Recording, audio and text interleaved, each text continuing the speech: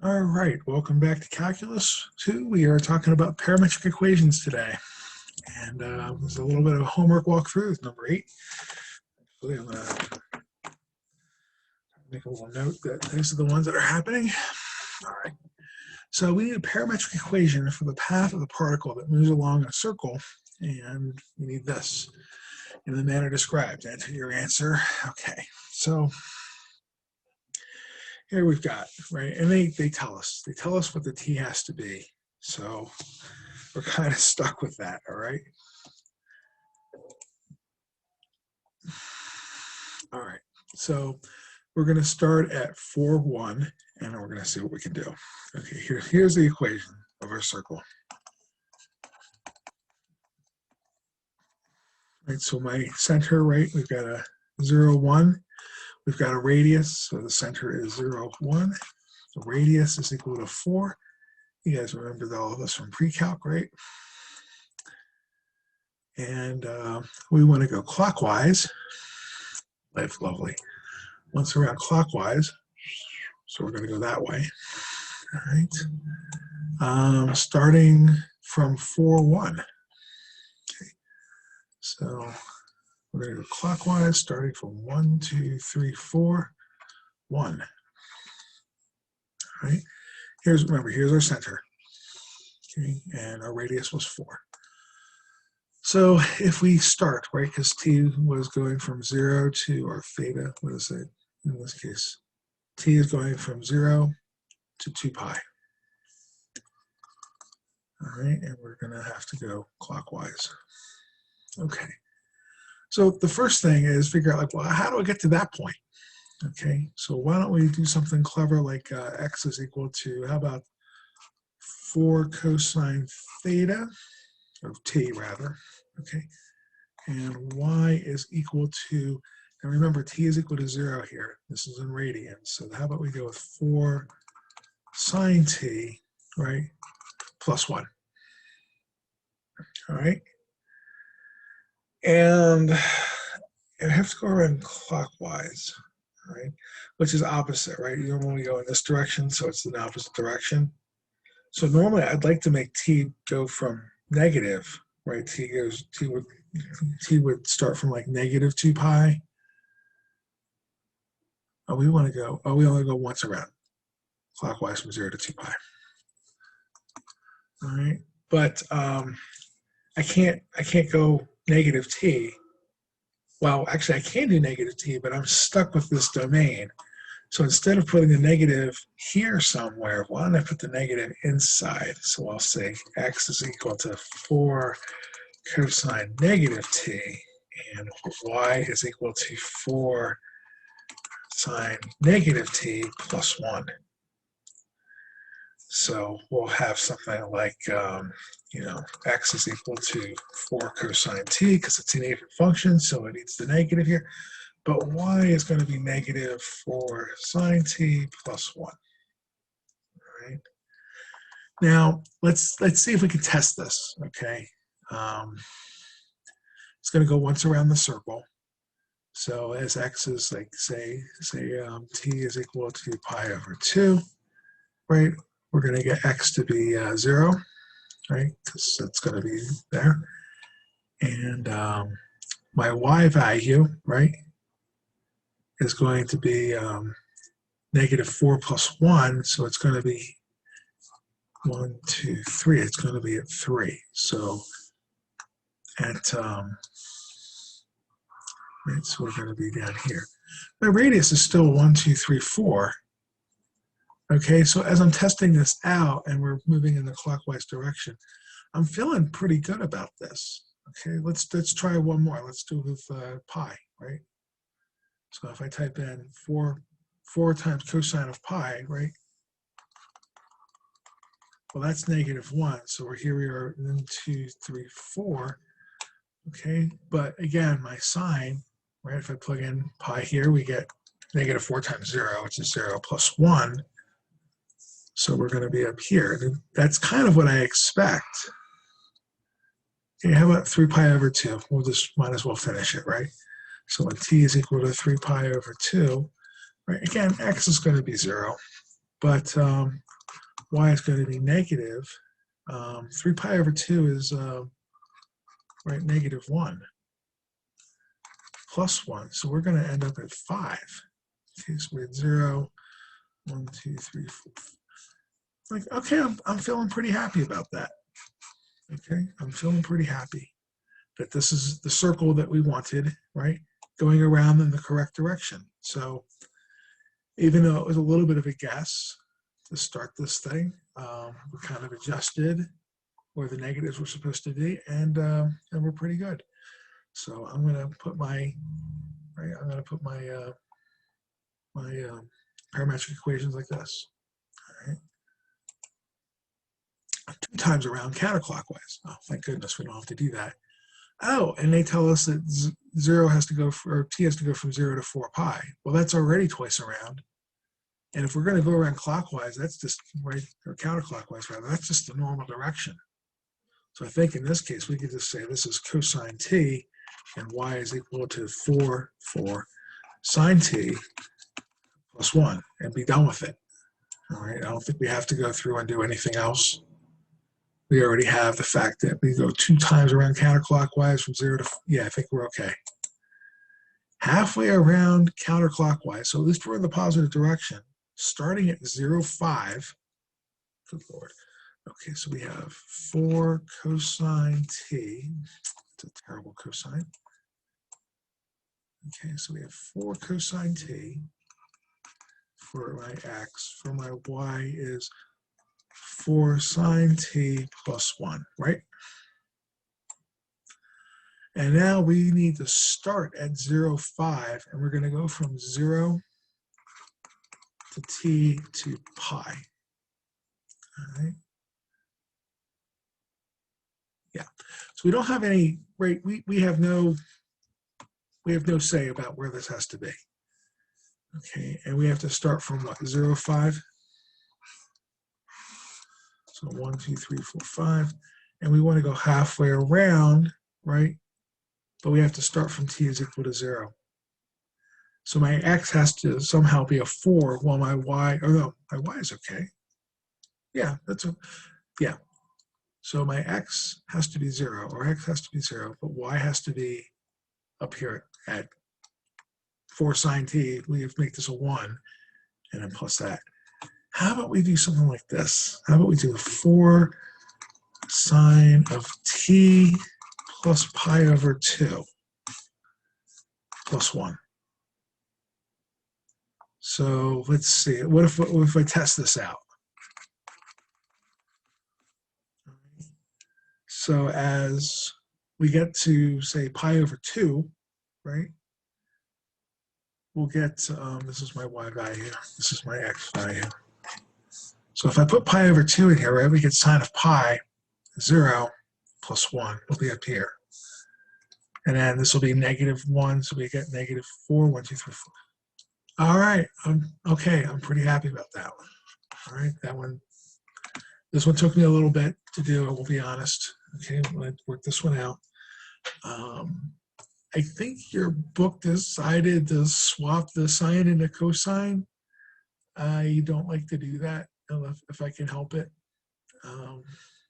But there it went. And there's a thing anyway, right? Where it's like sine of theta minus pi over 2 is equal to cosine, right? So I might as well swap them. But like I said, I like x to be cosine stuff, and I like y to be sine stuff. So I've got an implicit bias to set it up like this, just because of the physics. But there we go. I think that'll do it. All right, number 9. This was difficult to comprehend, to figure out what they were trying to tell us. And once they did, it wasn't so bad, but this explanation was not the best one in the world. So what they have, right, is they have an A and a B. They have 2 concentric circles here.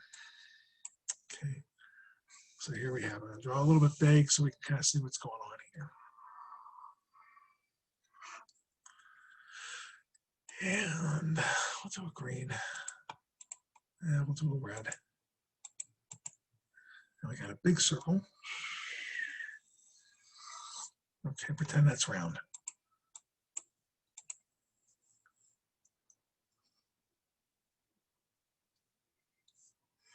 That looks a little better. All right, still looks a third way to draw it, but whatever. Okay, and since I'm going to work over on this side, I'm going to make my little notes on this side. So this is our B, and we also have our A here. All right, and what they're trying to do is they're saying we want the set of points P that are like somewhere in between the circle that are, so let's go ahead and draw a lighter color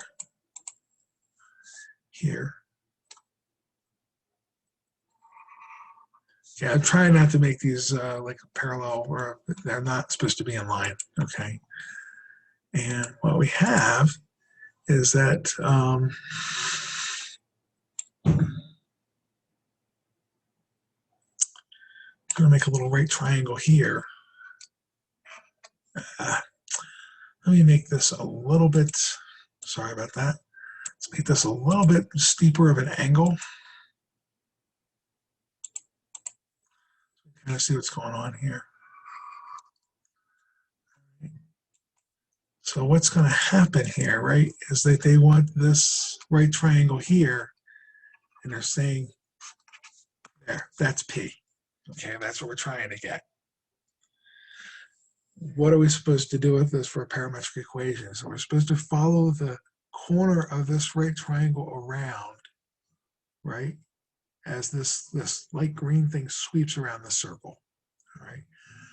So do you see that, like, as the green thing sweeps around the circle here, it gets to this 0 point here, that this triangle, this corner is also going to be all the way out here.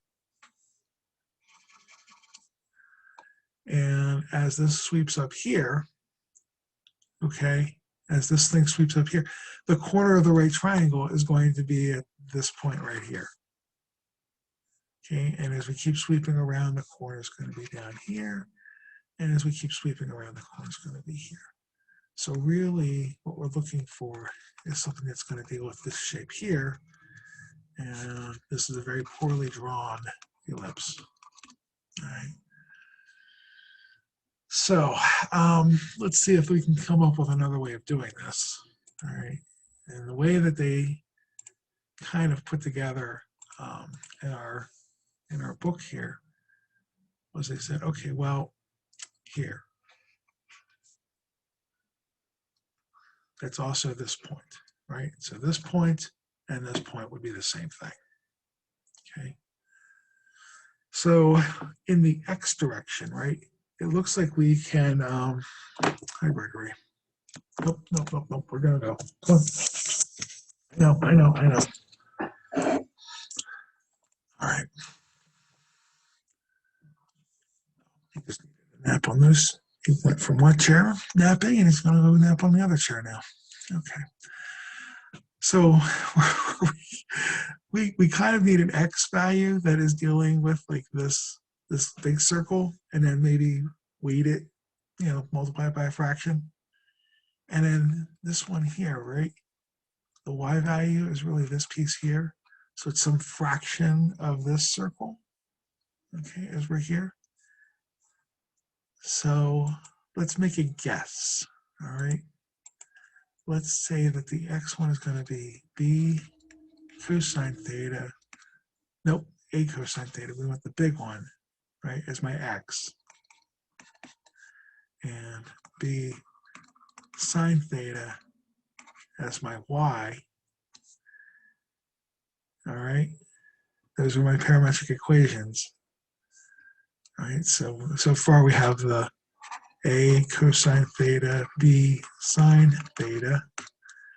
Okay, and yeah, what are we saying for that one over here?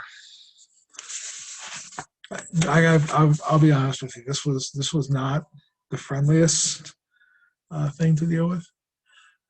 Okay, so here we go. we have a cosine theta is equal to x. So cosine theta was equal to x over a. We had b sine theta was equal to y. So sine theta is equal to y over b. So because I know that sine squared plus cosine squared is equal to 1, we're going to square these.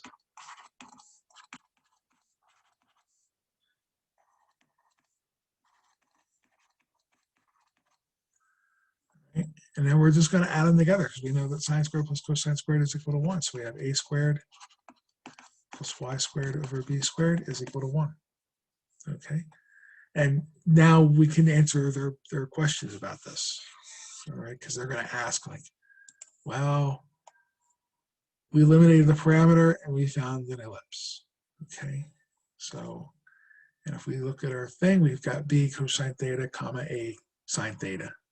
Okay, or sorry, a, we have the big one times the cosine times the little one times the sine. I think I mixed up my a's and my b's somewhere in the middle. But the big one times cosine, the little one times sine, and that should be that. But if you got stuck on this one or you're looking at it and you're like, what the heck do they want me to do? You are not alone. I looked at this too and I was like, what are they trying to deal with? This P, this is the point they want. And this is going to swing around as this value here, this green one sweeps through. Okay. So that's what we're looking at for that one. Okay. And here's another one. I think their actual answer is wrong. Okay. It's one of the multiple choice ones. So I know how far I get with publishers and telling them their stuff is wrong, and it's not very far. So there's not a lot I could do help us on this one, but I think their value was wrong.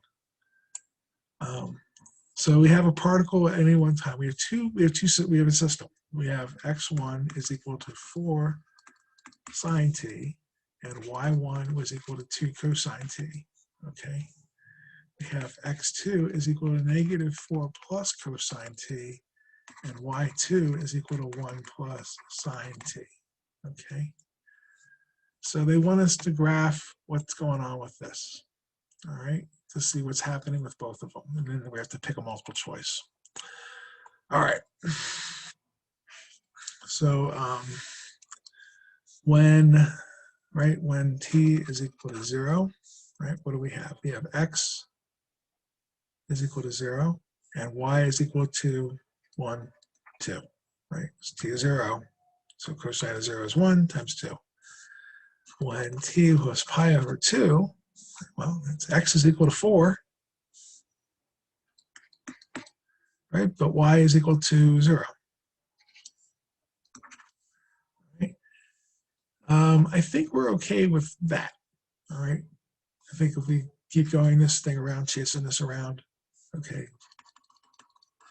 When t is equal to pi, right, we get 0, negative 2 for y. When t is equal to 3 pi over 2, we get negative 4, and then 0 here. So I think we're okay for drawing out this ellipse here. You can put a little arrow in here so that we can see what's going on. All right, pretend this is an ellipse. Okay, as opposed to a weirdly deflated football. Okay. This one, okay, we have pretty much the same idea here, right? When t is equal to 0, right, we get cosine is equal to 1, so negative 4 plus 1 is negative 3. 1, 2, 3. And then sine is equal to 1. Sine of 0 is 0, and then 1 plus that, so y is equal to 1. All right, so there we go. Pi over 2, well, that's 0, but that's negative 4. Okay, so x is negative 4. Pi over 2 is going to be 1, 2. Aha. Okay. Let's see here. How about pi?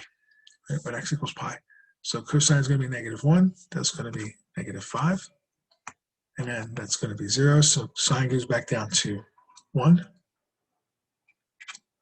All right. And then we plug in 3 pi over 2. Well, that's 0 here, so negative 4. Right, so we're back here. It's going to be -1. Oh, we're at zeros. We're there. We're here. Okay, so I'm trying to draw a little value here. It looks like it's going to have 2 cross points here. Okay. But don't be lulled into a small sense of security. They're going to ask you for intersection points. They don't mean where it crosses. They mean where it crosses. So what we're going to do is we're going to say, well, we've got 4 sine t is equal to -4 plus cosine t. We equate the x's. We have 2 cosine t is equal to 1 plus sine t. We equate the 2 y's. Now we're going to solve this as a system. But you might look at this and say, I got x's and y's on different sides. What am I supposed to do with this? Like that's fair. What we're going to do is we're going to say that sine t is equal to 2 cosine t minus 1. Okay, so here we have 4. 2 cosine t minus 1 is equal to -4 plus cosine t. So we have 8 cosine t minus 4 is equal to -4 cosine plus cosine t. Swing this over, so we have 7 cosine t minus 4 is equal to -4. Oh, that's nice. So when's cosine t equal to 0? Well, cosine t is equal to 0 at pi over 2 and 3 pi over 2, right? Now we got to plug these in to the original to see if they actually fit. All right, so if I plug in like 3 pi over 2, we get 0, right? 0 here. 3 pi over 2 is -1 plus 1. Oh, I like that.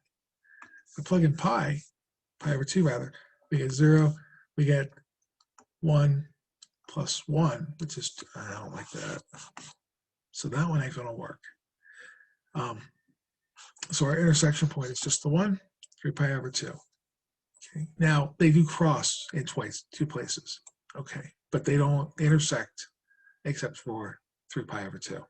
So we have one intersection point, because t has to be the same for both of them, right? It would make sense that for this to happen, t would be, both particles would be at the same place at the same time. So that's what we checked. All right. So what did we come up with? We came up with it was longer than it was tall. Okay, this one, and I'm kind of liking this over here as our thing. So I would pick this one, knowing that I think the right answer is like this one over here because it's probably from a different edition. Are there any collision points? Yes, there was one. Okay, it was at 3 pi over 2. And if the x coordinate for the second one was given, is there still a collection? I think I'm going to let you guys go ahead and do the what if on this one. But all you would do, right, is just change this to a 4 plus and see what happens. Okay. And it might not be, right? There might not be any at all. Okay, number 11. Determine if the statement is true or false. If x is equal to t squared and y is equal to t to the 4th, then is this true? Well, look, if t is a negative number, is x going to be a negative number? No. But if t is a negative number here, is x going to be a negative number? Yeah. So these graphs might look the same, but this is going to have some negative x's, and this one is not. So no, they're not the same. Okay.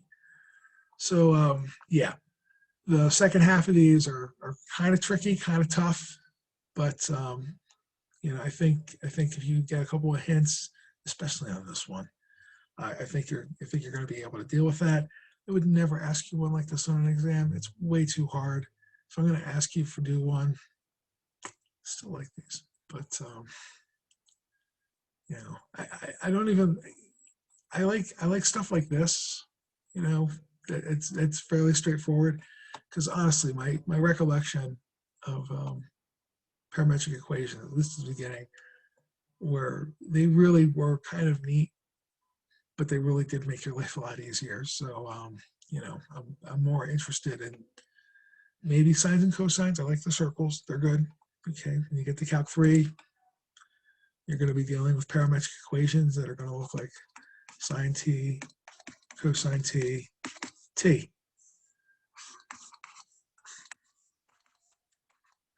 So you're going to get, right, x is sine t, y is cosine.